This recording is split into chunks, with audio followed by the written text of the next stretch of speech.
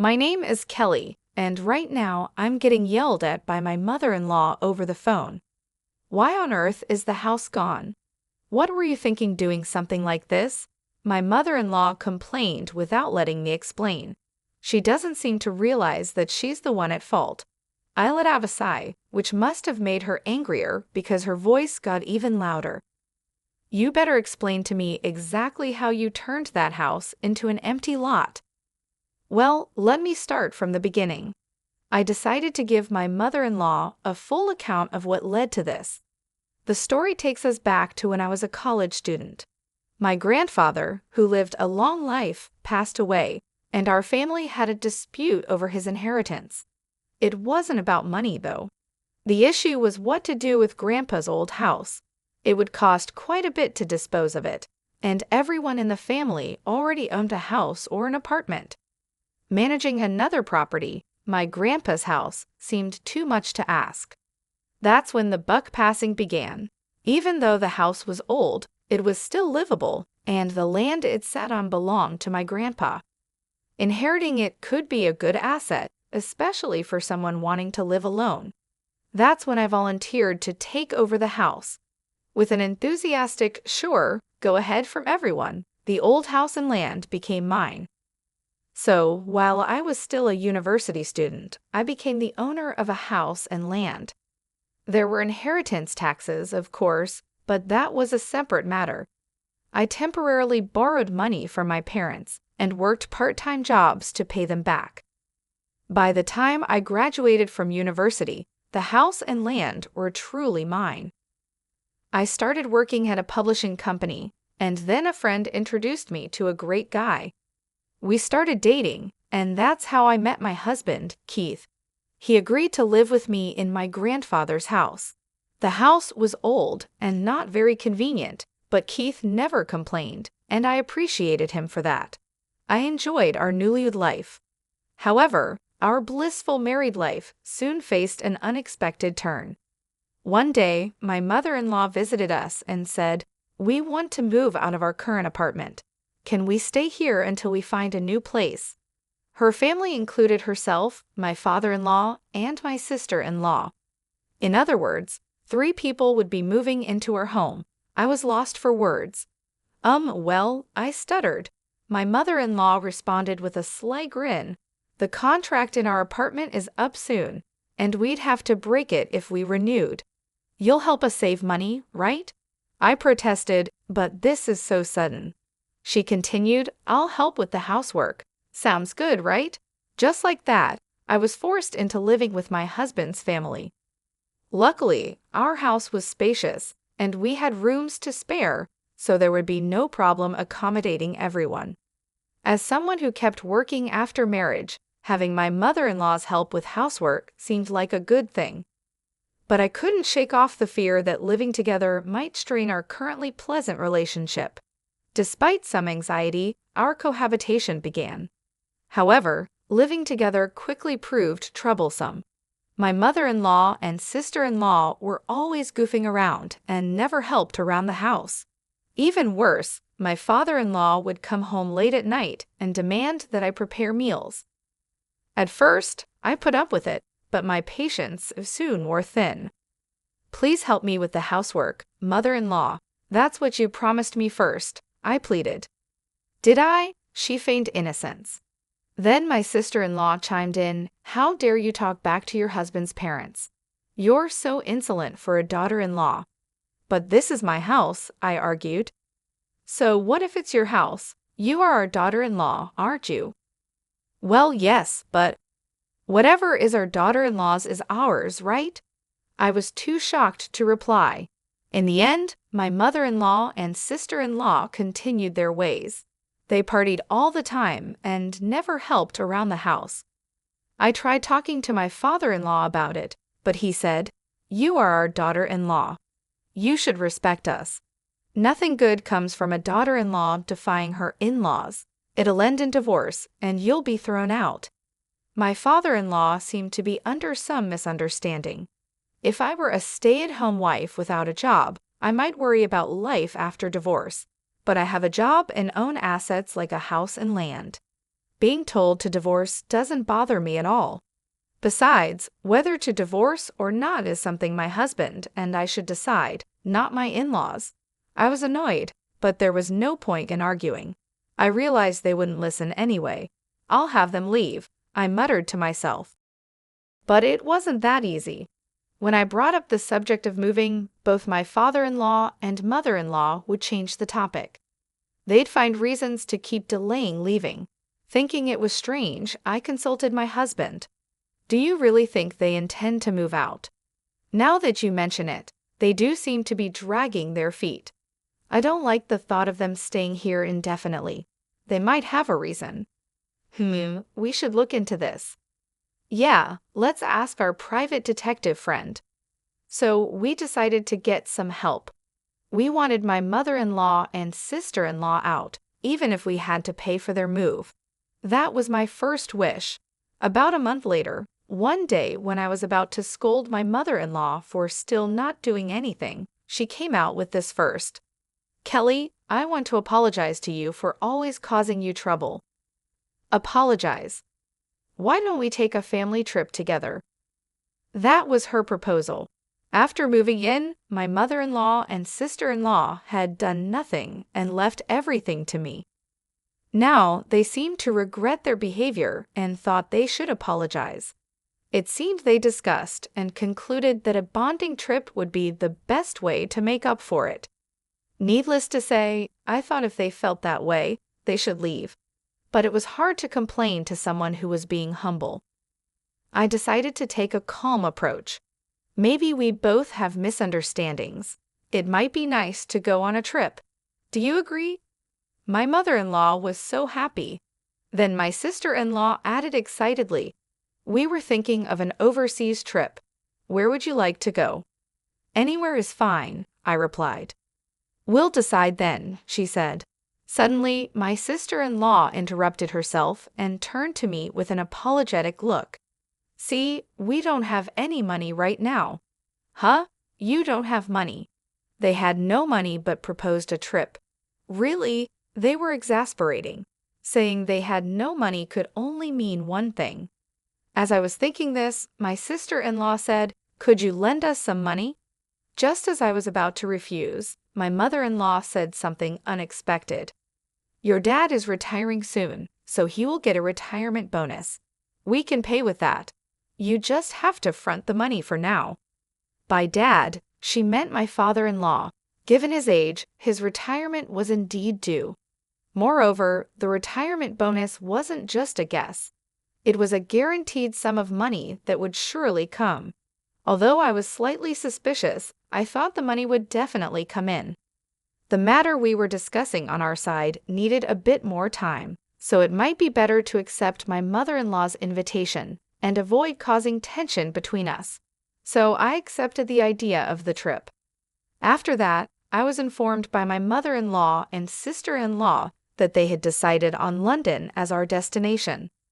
The flight departs at noon from Lax International Airport. Understood, I said.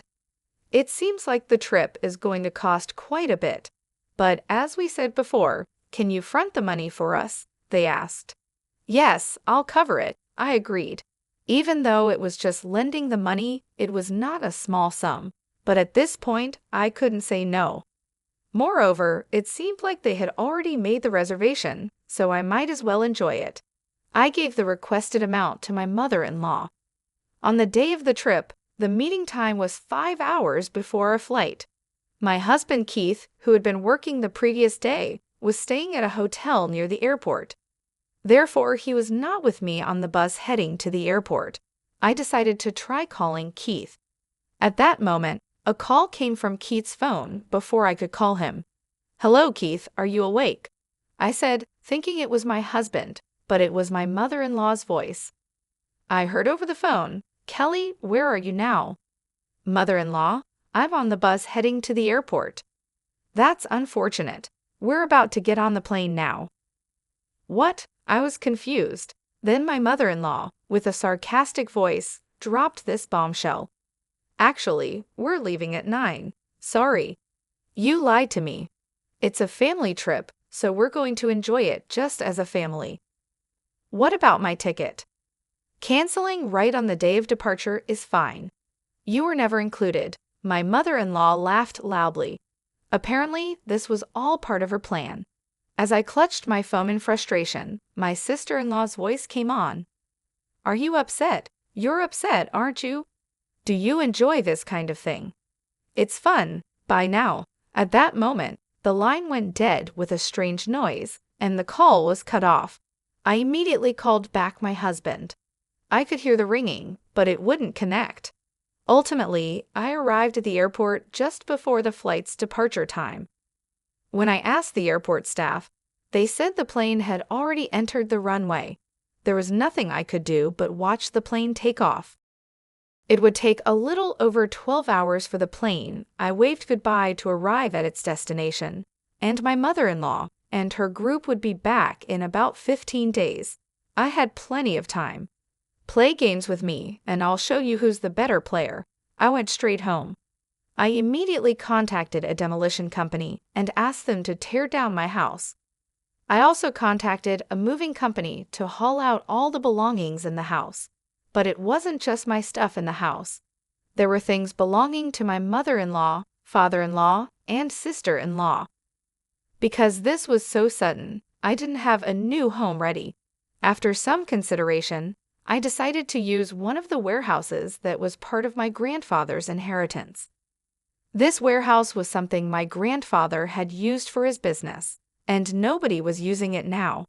However, there was a large parking lot in front of the warehouse, which was currently being used by the people in the neighborhood. I had everything moved to that warehouse. After that, I notified my parents that I was going to rebuild the house. My parents asked why, but I told them I'd explain the details later and hung up the phone. I finally had a chance to take a breather when it was late at night. I had just fallen asleep when I noticed my phone ringing. It was an unknown number, and it was early morning, still dim outside. I hesitated but decided to answer the phone. Hello, is this Kelly? The person on the phone was my husband, Keith. What do you want now? Sorry, has your fever gone down now? What? What are you talking about? I heard you had a high fever, Keith said. As I listened to his story, I realized my mother-in-law's careful maneuvers. Apparently, Keith had been told the correct meeting time. Because the meeting time was early in the morning, he had purposely stayed at a hotel near the airport. When he arrived at the meeting time, he quickly noticed I wasn't there. When he asked my mother-in-law about it, she told him I had gone to the hospital with a high fever. Keith was worried about me, but thought he couldn't call the hospital. My mother-in-law pretended to be passing on a message from me, telling Keith to enjoy the trip. So he thought he would enjoy the trip for my sake, and departed without contacting me. But my mother-in-law knew Keith would call me eventually. She called me on Keith's phone just before departure. After they had riled me up, my sister-in-law pretended to accidentally break Keith's phone. Keith believed her and forgave her on the spot. But during the flight, he realized something was strange and called me as soon as he arrived at the hotel. You've got to be kidding me. Even my sister was in on it? What the hell are they doing? Keith, are you mad at what they did? Of course, I was looking forward to going on the trip with you, Kelly. It seemed Keith had nothing to do with it. If that was the case, I decided to get my husband's cooperation. I discussed the ongoing plan with Keith. So that's how things are moving, I said. I see. That sounds interesting, he responded. I've prepped everything. Keith, you just need to act like you're enjoying the trip. Understood. I have one favor to ask, though. Could you bring back some souvenirs for me and also some for my colleagues? This was my only concern. Whenever one goes on a trip, it's customary to bring back souvenirs for colleagues at my workplace. In fact, I had even been asked to buy some branded items. I could say I was left behind, but that would be too embarrassing. It was a dilemma for me, but with Keith on my side, it changed the situation. Now everything was settled. I provided the list of souvenirs to Keith and focused on what I needed to do. After sunrise, I had a demolition team come over. After getting a quote, they immediately began tearing down the house. The work finished quickly, and the plot of land was cleared in no time. A few days later, my in-laws returned home. They started causing a commotion in front of the empty plot of land. Then they called me and started complaining nonstop. That's the whole story. Did you understand? You've got to be kidding, I said. My mother-in-law yelled again. Even though she was on the other side of the phone, I wasn't scared at all. I calmly replied, "It's pointless to say anything now. I've already demolished the house." "What happened to our belongings? Did you throw them away?" "No, I didn't throw them away. I'm keeping them." "You are nothing but a thief. I'm only keeping them. I'll return them if you pay." "Pay for what?" "For the trip and the moving costs. You did say you would at least pay for the trip, didn't you?" That. You should pay up soon." At that, my mother-in-law fell silent. It seemed she was at a loss for a reply. Then I heard my sister-in-law whispering in the background. Suddenly, my mother-in-law asked, "Before anything, I want to know if our belongings are safe. Where did you take them?" "They are in the warehouse my grandfather used to use. Anyway, I won't return them unless you pay. But your husband's retirement pension is coming, isn't it?" "That, yes, but, Then please pay me back. I'll return your belongings once you do." With that, I hung up. Still, my mother-in-law kept calling incessantly. Finally annoyed, I blocked all of her calls. Feeling refreshed, my husband Keith arrived at the weekly mansion where I was staying. "I'm back, Kelly." "Welcome back. Did you bring any souvenirs?" "Of course I did. Thank you. I had considered returning to my parents' home, but I didn't want to worry them. So I informed my parents that we would be living in a weekly mansion for a while as we rebuilt our house. Then I rented the weekly mansion and moved there. I had been staying in touch with Keith regularly and had informed him about the move, so after his return, he came directly to me. My in-laws must have found it strange that he was acting separately. I was nervous about getting found out, but I'm glad things worked out this way. By the way, Kelly, if you get money from Mom, do you plan to forgive her? If she promises not to interfere in our lives in the future, I plan to return her belongings and forgive her. I'm just wondering if she'll pay up without a fuss. Don't worry, the warehouse is locked, and she can't take anything out without paying me back. There's no way to get into the locked warehouse. If they think it's possible, they'll give up and pay. I was confident, but I couldn't expect a reasonable response from my in-laws who lack common courtesy. I was reminded of this early the next morning when my phone rang in the dim morning hours. At this hour, I looked at my phone with sleepy eyes. It was another unknown number. When I answered, the person on the other side said, "I'm sorry for calling so early. I'm from the police." "Police?" I instantly woke up. I sat upright and listened carefully. There had been a disturbance at my grandfather's warehouse. It seems a local resident who uses the warehouse parking lot reported it. When we arrived, we found an intruder causing a ruckus in the warehouse and apprehended them. "I see, so you've caught the culprit." "But the intruder says they're a family member of the warehouse owner. They asked us to contact the owner." "Wait, my family, I had a bad feeling. When Keith and I rushed to the scene, several police cars were parked there, and in one of them were my in-laws. "Kelly, help us," my mother-in-law called out. My suspicions were confirmed. The intruders were my in-laws. "Are these individuals indeed your family?" a police officer asked. "They are technically my family," I replied. Keith and I apologized profusely to the police officer and the local people who had heard the commotion. After we apologized, we heard my in-laws' side of the story with the police officer present. They claimed they didn't have enough money to cover the moving and travel expenses I had asked for.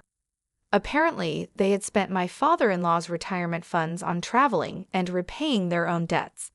That was challenging enough, but then my sister-in-law chimed in, "I've got a blind date tomorrow. Where are my clothes?" After some squabbles, they decided to take just what they needed from the warehouse. That's why the three of them broke into it. But once we got inside, we found photos of them partying with men mixed in with their belongings. This was a result of the investigation I had commissioned. When Keith and I asked a private detective to investigate my in-laws, it turned out that my mother-in-law and sister-in-law had been goofing around with men. These men worked in the nightlife industry, and my in-laws had poured quite a lot of money into them. They had even taken on debts, some of which they repaid using my father-in-law's retirement funds. On the other hand, my father-in-law was having an affair with a younger woman from his workplace. Despite the nice ring to his retirement, the truth was that he had been fired for his affair. I received these reports and photos just before my in-laws left for the trip. When they returned, I planned to use this as leverage to kick them out. But with things turning out this way, I had moved the photos to the warehouse along with my stuff. So they broke into the warehouse, found the photos, and started fighting over each other's misbehavior. "Seems like they brought this on themselves," I murmured. My mother-in-law shouted at me angrily, "What were you planning by taking these photos?" "Like I care," I retorted. My father-in-law yelled, "What have you done? This could ruin our family." "Well, that's your fault, isn't it?" "What? How dare you, as a daughter-in-law? Enough. If you have complaints, I'll sue you for trespassing." They'd all be arrested if it came to that. Realizing this, the three of them promptly quieted down. However, it was clear that none of them had the means to pay me back, so I proposed another option to them. "Would you rather work at a cannery to pay me back or get arrested for trespassing?" Predictably, they chose the former. I managed to get them jobs at a friend's cannery. They're working there every day now, earning the money they owe me. Meanwhile, I rebuilt a house on the land where my grandfather's house once stood. It's a brand new house that still retains traces of my grandfather's house. Keith and I are starting our married life anew in this convenient new home.